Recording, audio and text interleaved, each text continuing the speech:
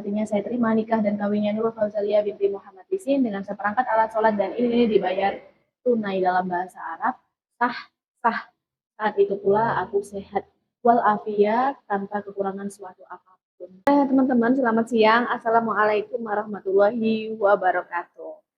Nah, teman-teman mungkin di sini sudah nonton videoku yang sebelumnya, yang ini. Sebenarnya video itu dibuat dengan maksud adalah menceritakan tentang keajaiban hidup yang aku alami, teman-teman, di mana saat itu aku sakit selama 7 tahun, kemudian alhamdulillah aku sembuh di hari yang sama, di detik yang sama, di mana ijab kabul diucapkan oleh suamiku. Jadi benar-benar ini seperti kedengarannya seperti sebuah dongeng, tidak masuk akal dan di luar nalar. Aku tuh sudah sakit selama 7 tahun, benar-benar 7 tahun, teman-teman. Aku sudah tidak ingin hidup bahkan, tapi ternyata di tahun ke-7 aku sakit, Allah memberikan hadiah yang luar biasa untuk membayar kesabaran yang sudah aku lalui selama 7 tahun lamanya. Video ini dibuat benar-benar murni untuk menceritakan bahwa ketika Allah menguji kita dengan sesuatu yang luar biasa, ketika kita merasa kita adalah satu-satunya orang yang paling menderita, ketika memang kenyataannya kita adalah satu-satunya orang yang diberi ujian Allah seberat itu, maka insya Allah balasan dari Allah, insya Allah hadiah yang Allah persiapkan untuk kita itu benar-benar luar biasa, bahkan terjadi dengan ajaib dan di luar nalar manusia.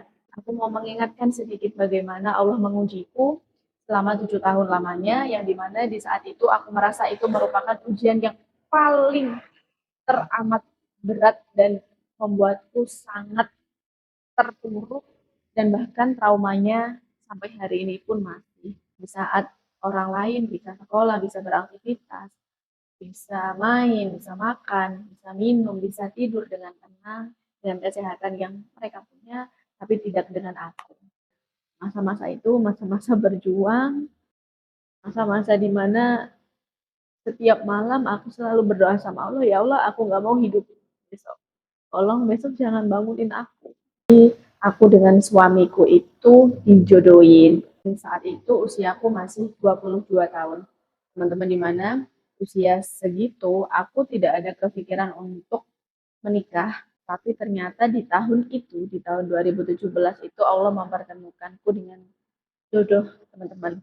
Jadi benar-benar tidak direncanakan dan tidak pernah diduga-duga sebelumnya.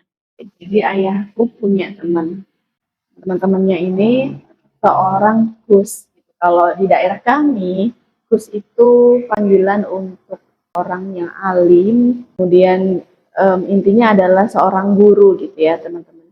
Nah, kebetulan abah mertuaku atau bapak mertuaku ini adalah murid dari Gus ini. Di bulan Juni 2017, karena suamiku sudah ada keinginan untuk menikah, maka bapak mertuaku minta tolonglah dengan Gus untuk mencarikan jodoh untuk anaknya, yaitu suamiku.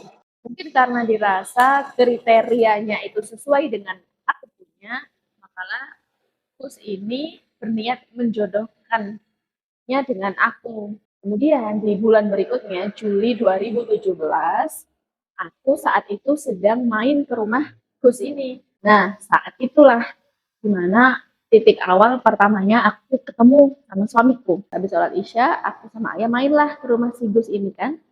Kemudian ternyata malam itu Gus ini manggil suamiku untuk datang juga ke rumahnya. Kemudian tiba-tiba ada mas-mas nih, waktu ayahku sama ayah di situ di ruang tamu itu ada mas-mas baru datang. Kami kira beliaunya ini adalah tamu seperti kita gitu, maksudnya mungkin tamunya atau mungkin muridnya atau mungkin mau ngaji, ya intinya seperti biasa, tidak ada terpikiran apa-apa. Kemudian setelah mas-mas ini pulang, barulah Gus nih bicara atau ngobrol nih, bilang sama ayahku dan ke aku bahwasanya ini tadi Pak Tisin, mas-mas yang saya bilang kemarin lagi cari jodoh.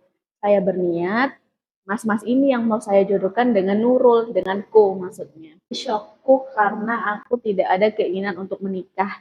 Juga aku cuma sehat. Kok ini malah aku mau dinikahin, gimana sih? Itu yang ada di pikiranku. Setelah kita semua pulang, terus ini teleponlah juga kepada suamiku. Berkenan nggak itu tadi perempuan atau gadis yang mau saya jodohkan dengan Mas Yobi. Suamiku spontan jawab, apa yang baik menurut guru saya, insya Allah yang terbaik dan saya manut. Setelah beberapa hari kemudian, ternyata ayahku sudah tuh istikharah. Kemudian beliaunya, ayahku maksudnya telepon aku karena memang kita lagi berjauhan. Gimana dok, ayah udah istikharah nih, insya Allah hasilnya baik. Dan spontan aku jawab, enggak ya, aku nggak mau nikah. Kenapa dok, kita itu tidak pernah tahu jodoh itu datangnya kapan, jodoh itu datangnya caranya bagaimana, kan kita nggak pernah tahu. Aku bilang lagi, enggak ya, aku itu nggak mau nikah. Tiba-tiba ayahku nangis, nangis histeris teman-teman. Bukan yang nangis biasa, tapi benar-benar nangis mise-mise yang benar-benar histeris gitu ya. Itu untuk pertama kalinya seumur hidup aku, selama hidup 22 tahun, melihat ayahku nangis. Ayah selalu minta sama Allah, ya Allah kasih anakku yang terbaik dengan ujiannya saat ini, dengan takdirnya saat ini. Kita semua tahu sebenarnya yang kita harapkan saat ini adalah kesehatanmu. Ayah yakin dong, Allah beri sinyal jodoh ke kita ini juga adalah bagian dari takdirnya Allah. Siapa tahu dari datangnya jodoh ini loh menjadi jalan untuk Nurul bisa sembuh seperti sedia kala. Ayah yakin orang ini akan menjadi imam yang terbaik buat Nurul dunia dan akhirat. Aku langsung bilang, iya ya, aku mau dijodohkan dengan Mas ini. Kenapa aku langsung berubah pikiran, niatku cuma satu, manut sama orang tua, manut sama ayah. Seorang suami yang seperti apa lagi yang mau aku cari selain daripada seorang suami yang dimana ayahku sendirilah yang menjamin bahwa pria ini adalah imam buatku yang terbaik dunia dan akhirat. Kemudian singkatnya di bulan yang sama juga, Juli 2017, orang tuanya suamiku, Pak, mertua, ibu mertua, dan Gus itu datang ke rumah untuk melamar. September kita nikah kantor, kemudian Desember kita menikah, akad nikah gitu, menikah secara resminya. Dari awal Gus ini selalu menekankan bahwa saya menjodohkan kedua anak Bapak, saya menjodohkan kedua anak ini dengan niatan lillahi ta'ala, semoga Allah jodohkan, jangan sampai perjodohan ini dibuat lama, atau dibuat seolah-olah harus PDKT atau pacaran-pacaran dulu. Saya tidak mau seperti itu. Di bulan Desember 2017 itu dimana aku nikah ya. Di akad nikahnya itu pagi sekitar jam 7 pagi gitu. Hari dimana sampai hari H menikah itu aku masih sama, masih sakit. Jam 7 pagi akad nikah dilangsungkan. Begitu suamiku mengucapkan kalimat ijabku, qabiltu nikahaha wa tasbijaha, artinya saya terima nikah dan kawinnya Nurul Fauzaliyah binti Muhammad Isin dengan seperangkat alat sholat dan ini dibayar tunai dalam bahasa Arab, sah, sah. Saat itu pula aku sehat wal afiat tanpa kekurangan suatu apapun. Sakit kepalaku yang teramat berat hilang, teman-teman. Sehat wal afiat, alhamdulillah. Aku seperti hidup kembali setelah sekian lama, selama bertahun-tahun aku merasa seperti mayat hidup. Karena aku hidup, aku bernafas, tapi badanku, ragaku ini seperti tidak hidup. Kemudian yang lebih meyakinkanku lagi saat setelah pesta usai, di situ aku diem, kemudian aku mikir, apa aku mimpi atau bener nih, aku bener-bener sehat sekarang.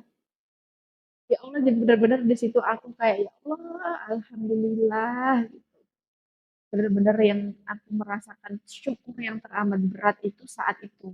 Mungkin saat itu aku ngerasa kenapa hanya aku? Kenapa semua orang tidak ada yang merasakan pahitnya kehidupan yang seperti aku? Tapi sekarang ternyata Allah balas dengan ternyata tidak semua orang juga mengalami keajaiban besar, mengalami keajaiban hidup yang aku rasakan saat itu. Oke teman-teman, terima kasih ya. Kita jumpa lagi di next video. Wassalamualaikum warahmatullahi wabarakatuh.